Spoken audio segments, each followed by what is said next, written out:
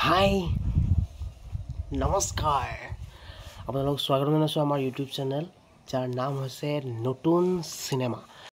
আমি আজি কথা পাতিম সেই চিনেমাখনৰ বিষয়ে যিখন কালি 25 ডিচেম্বৰ 2024 তাৰিখে ৰিলিজ হৈছে। তাৰ নাম হৈছে বেবী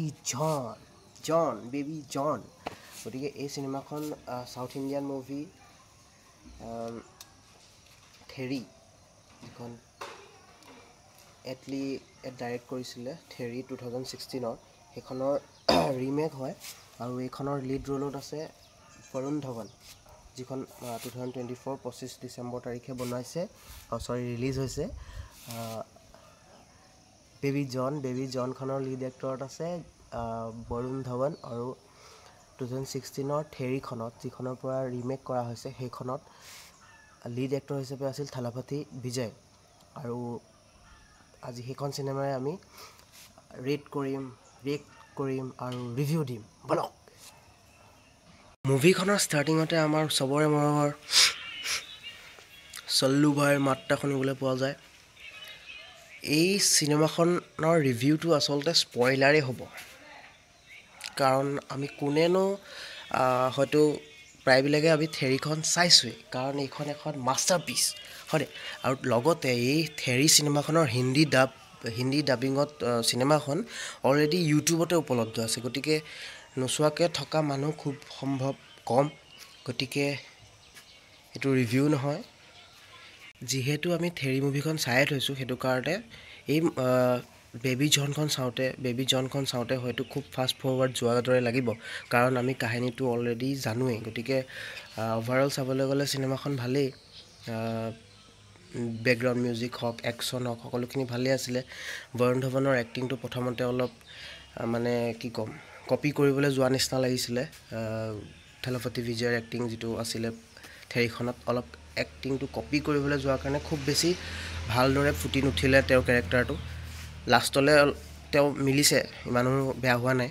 কিন্তু প্ৰথম চোৱাত যেতিয়া চিনেমাখন থেৰীখনত কেনেকৈ ষ্টাৰ্ট হৈছিলে তেনেকৈ ছেম টু ছেম চিনত এই বেবী জনখনো ষ্টাৰ্ট হৈছে। এই বাইকখনত ছোৱালীজনীৰ সৈতে অকণমানিজনীৰ সৈতে ৰৈ থাকে বাপেক, ভান এখন পাৰ হৈ যায়, গাড়ী এখন পাৰ হৈ যায়, পানী মাৰে, বেবী এনেকৈ চিঞৰতে যে মাৰে, ঠিক একেটা চিনেৰে আৰম্ভ কৰিছে। কিন্তু চিনেমাখনৰ শেষটো অলপ বেলেগ ধৰণে হৈছে, থেৰীখনৰ নিচিনাকৈ নহয়। গতিকে আপোনালোকে চাব। পোষ্টাৰখনত দুটা লুক দেখুওৱা হৈছে, এটা ক্লিন শ্বেভ আৰু এটা দাড়ি থকা বৰুণ ধৱনৰ। এইটো কি হয়, এইটো টুইষ্টটো আপোনালোকে চিনেমাখন চালেহে গম পাব, বেবী জনখন। গতিকে চাবলৈ মই ৰিকমেণ্ড কৰিম সকলোকে। তাৰপাছত যদি আমি যাওঁ, জেকি শ্ৰফ আছে। জেকি শ্ৰফৰ এক্টিং খুব বেছি সাংঘাতিক হিলাই দিছে, একদম ফাটাই দিছে বুলি ক'ব পাৰি। মানে নেইল দিট আৰু একদম।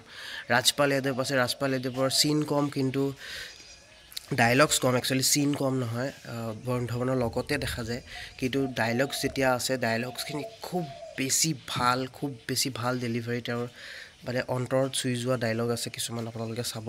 কিন্তু মোৰ লাগিলে যে গানবিলাক যেতিয়াই তেতিয়াই আহি গৈছে নিচিনা লাগিলে চিনেমাখনত। মেটচ কৰা নাই। যিকোনো ছিটুৱেশ্যন ধৰা সেইটো ছিটুৱেশ্যনত গান নালাগে, তেনেকুৱা ছিটুৱেশ্যনত গান আহি যোৱা নিচিনা মোৰ লাগিছে। লগতে চবতকৈ ভাল এক্টিং মোৰ মতে কৰিছে এই অকণমানি ছোৱালীজনীয়ে, যিজনী ছোৱালী বৰুণ ধৱনৰ জীয়েকৰ এক্টিং কৰিছে,